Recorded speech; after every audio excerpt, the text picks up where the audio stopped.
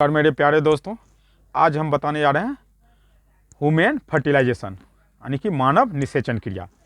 तो ये फिगर जो है ये फिलोपियन ट्यूब का है और ये फिलोपियन ट्यूब है यानी कि फिलोपियन नली। ये जो पूरे है स्ट्रक्चर ये अंडाशय यानी कि ओवरी का फिगर है और ये जो है प्रॉपर एक गोल, इसको ओवम बोलते हैं यानी अंडाणु। हम इसी के बारे में डिटेल से बताने जा रहे हैं। आप लोग इस चैनल को जरूर से सब्सक्राइब कर लें, लाइक कमेंट और दोस्तों को शेयर करें। मनुष्य में अंतः निषेचन क्रिया फिलोपियन ट्यूब में होता है और इस प्रक्रिया में मेल का युग्मक यानी कि मेल का स्पर्म, जिसको स्पर्म को युग्मक बोलते हैं, और फीमेल का ओवम, इसको इन दोनों को युग्मक बोलते हैं।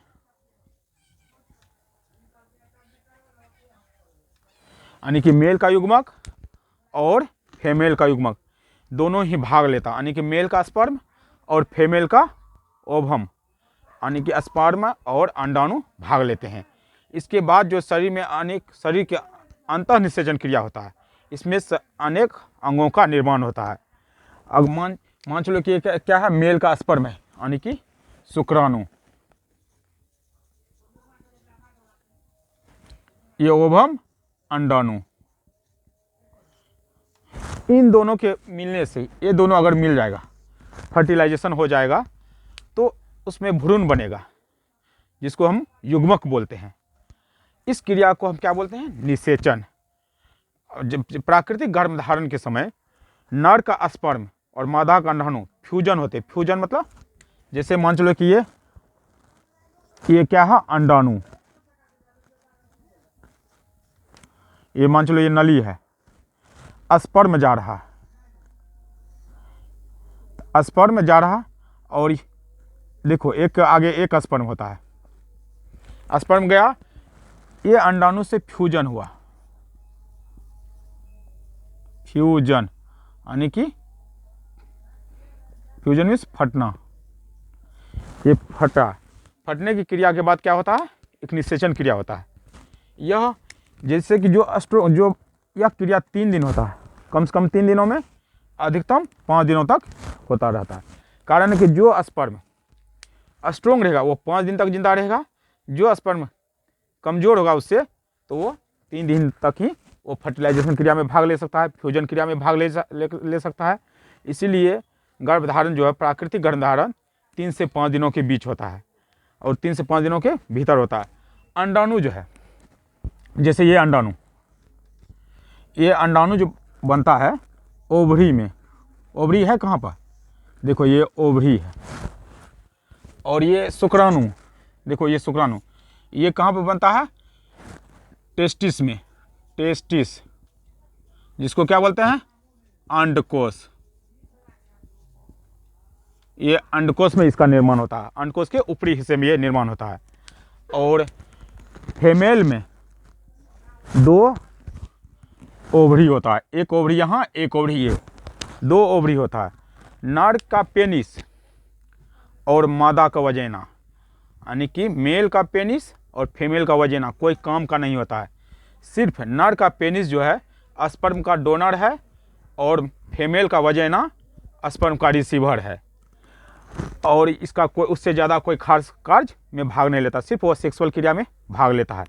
वह क्या है? एक तरह से सिस्टम है, स्पर्म का डोनर और रिसीवर का वो सिस्टम है। तो अगर इस टाइप से वो क्या करता है कि मान चलो ये पेनिस जो है, ये स्पर्म, पेनिस से स्पर्म निकलता है, स्पर्म निकल लेता है ये पेनिस से, और ये चल जाता है कहाँ पे? ओवरी के पास। किस हो गए? यानी कि वजाइना, ये मानो वजाइना का रास्ता से चल जाते हैं कहाँ पर? ओवरी के पास, एक एक करके जाते रहता है, और वहाँ क्या होता है? फ्यूजन क्रिया होता है। फिर फ्यूजन मतलब फट जाता है, फिर वहाँ निषेचन क्रिया पूर्ण होता है। और शुक्राणु बनने की शुरुआत, मनुष्य के शरीर में शुक्राणु बनने की शुरुआत कितने से कितने बीच का होता है? 13 से 17 साल के बीच होता है, 13 से 17 साल के बीच, या 11 से 13 साल के बीच ये प्रारंभ होता है। पहले 11 से 13 साल के बीच होता है, फिर जो ये 13 से 17 या 13 से 18 के बीच में होता है। और मैक्सिमम जो 17 से 18 साल में स्पर्म तेजी से बनने लगता है।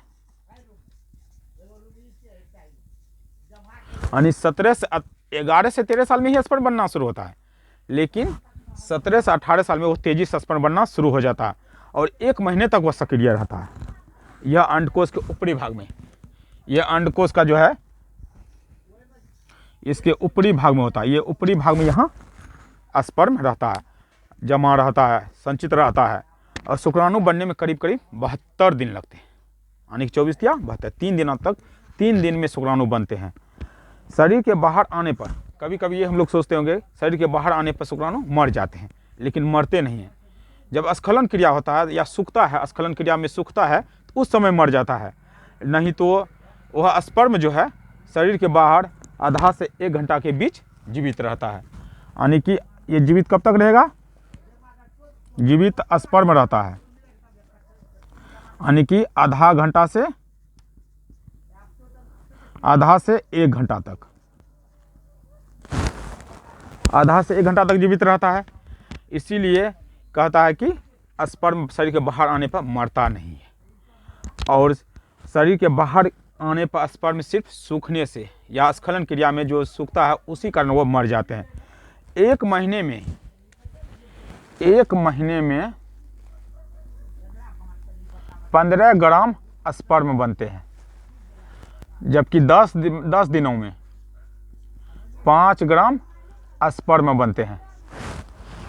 और अगर आप डेली 700 ग्राम से 800 ग्राम सेटिस्फाइड भोजन, यानी कि हेल्दी फूड करते हैं, हेल्दी भोजन खाते हैं, तो आपको 1 महीना में 15 ग्राम और 10 दिन में 5 ग्राम स्पर्म ही बनेंगे। कितना महंगा ये स्पर्म है। इसीलिए आप लोग प्रतिदिन 700 से 800 ग्राम हेल्दी फूड खाइए। सेक्स क्रिया द्वारा स्पर्म मादा के ओवरी पे पहुंचता है। जब सेक्स क्रिया होता है तो ये स्पर्म जो है, ये स्पर्म मादा के ओवरी यहाँ पहुंचेगा, मादा को ओवरी के पास पहुंचता है और यह 3 दिनों तक वहाँ जिंदा रहता है। यहाँ कम से कम 3 दिन से 5 दिन तक जिंदा रहता है। इसीलिए वह गर्भधारण जो है 3 से 5 दिनों तक, यहाँ 3 से 5 दिनों तक, इस बीच में यह फ्यूजन होता है, यानी फटता है। कौन? अंडाणु, अंडाशय से अंडाणु निकलता है, वही फटता है। और उस समय वो क्या होता है? प्राकृतिक गर्भधारण होता है। सही से निषेचित होने के लिए, सही से अगर निषेचित होना है, स्वस्थ निषेचित होना है, तो प्रति मिलीलीटर 20 मिलियन स्पर्म होना चाहिए। यानी स्वस्थ निषेचन के लिए, स्वस्थ फर्टिलाइजेशन के लिए, स्वस्थ फर्टिलाइजेशन के लिए 20 मिलियन स्पर्म होना चाहिए प्रति मिलीलीटर। कहने का मतलब 7 ml से कम नहीं होना चाहिए। अगर 7 ml से कम होगा तो वह फर्टिलाइजेशन नहीं होगा, यानी वह निषेचित नहीं होगा, या तो प्रेग्नेंट नहीं हो सकेगा, या बच्चा प्राप्त नहीं हो सकेगा, बच्चा नहीं प्राप्त होगा। अगर मान चलो ये मान चलो कि यह क्या है? स्पर्म। अगर ये पूछ नहीं होगा, ये पूछ है जिसको हम माइटोकॉन्ड्रिया बोलते हैं, पूछ को माइटोकॉन्ड्रिया बोलते हैं। ये जो है आगे बढ़ाने में, यानी कि ओवरी तक लाने में मदद करता है, यानी गति करने में सहायक होता है। ये प्रोटीन के बने होते हैं। ये मानो कि स्पर्म का ये एनर्जी है जो कि गति करने में सहायक करता है, आगे बढ़ाने में सहायक करता है। यही धकल के ओवरी के पास ले जाता है, यानी स्पर्म का पुश यानी कि धकल के पुश करके ओवरी के पास, अंडाशय के पास ले जाते हैं और वहीं फर्टिलाइजेशन क्रिया कराते हैं, फ्यूजन क्रिया कराते हैं, और उस समय ही वह स्वस्थ बच्चे प्राप्त करता है। तो एक तो बात हो गया कि 7 ml से कम होगा तो आप जो है फर्टिलाइजेशन नहीं होगा, आपका स्पर्म खराब है, आपसे बच्चा नहीं प्राप्त होगा। यदि 7 ml से कम होगा, 7 ml से कम होगा, 7 ml से कम होगा, उस समय फर्टिलाइजेशन नहीं होगा, बच्चे प्राप्त नहीं होगा, भ्रूण नहीं बनेगा, निषेचन नहीं होगा। यदि प्रति मिलीलीटर अगर 20 मिलियन स्पर्म कम होगा तो उस समय भी बच्चा प्राप्त नहीं होगा। यदि स्पर्म में पूछ नहीं होगा, यानी कि इसको माइटोकॉन्ड्रिया बोलते हैं, माइटोकॉन्ड्रिया। माइटोकॉन्ड्रिया पूछ नहीं होगा तो उस समय वो स्पर्म जो है यहाँ ओवरी तक नहीं पहुँचेगा, यानी कि वह गति नहीं कर सकेगा, तैर नहीं सकेगा। तैर कर वो ओवरी या अंडाशय के पास नहीं पहुँचेगा तो उस समय आपको फर्टिलाइजेशन क्रिया सही से नहीं होगा, बच्चा प्राप्त नहीं होगा। और महिला में क्या कमी होता है? महिला में कमी होता है कि जिससे PCOS की वजह से, क्या उस PCOS की वजह से बांझपन का शिकार हो जाते हैं और फिलोपियन ट्यूब में एक सिस्ट बन जाती है, सिस्ट जिसको कि रोग कहते हैं। ये सिस्ट बन जाते हैं फिलोपियन ट्यूब में, तो उस समय जो है अंडाशय कम बनता है, यहाँ अंडाशय कम बनेगा या अंडाशय नहीं बनता है। और एस्ट्रोजन हार्मोन का लेवल भी कम हो जाते हैं, कम बनता है, एस्ट्रोजन हार्मोन कम बनेगा। एस्ट्रोजन कहने का मतलब ये कौन अथी होता है? एस्ट्रोजन हार्मोन, इसको बोलो एस्ट्रोजन हार्मोन, ये का लेवल कम होगा, कम बनेगा। उस वजह से महिला में भी कमी होता है, यानी कि फर्टिलाइजेशन क्रिया नहीं हो पाता है। और दूसरी बात ये है कि अगर महिला को भी 7 ml से कम अंडाशय होगा, अंडाशय दो भाग होते हैं, एक अंडाशय यहाँ होता है, एक यहाँ होता है, 7 ml, यानी कि देखो 7 ml से कम होगा तो उस समय भी बच्चा नहीं होगा। और फर्टिलाइजेशन के लिए ओवरी का साइज, इसका साइज कितना होना चाहिए? 3 गुना 2.5 गुना और 1.5 होता है, 3 गुना 2.5 गुना 1.5, यानी ये मिलीमीटर में होता है। सेंटीमीटर बोलो, सीएम में होता है, यानी कि सेंटीमीटर में होता है। अगर इससे कम साइज होगा सेंटीमीटर में तो उस समय भी वो उसका क्या होगा? फर्टिलाइजेशन क्रिया नहीं होगा। और दूसरी बात, अंडाणु 1 से 2 मिलियन अंडाणु 30 की आयु में, कहने का मतलब है 30 की आयु में महिला को कितना स्पर्म बनता है? 1 से 2 मिलियन, 1 से 2 मिलियन स्पर्म बनता है। तो उस समय भी स्वस्थ बच्चा हो जाएगा। जब किशोरावस्था रहता है, यंग रहता है, जवान रहता है, तो यंग के समय 3 से 4 मिलियन स्पर्म बनता है,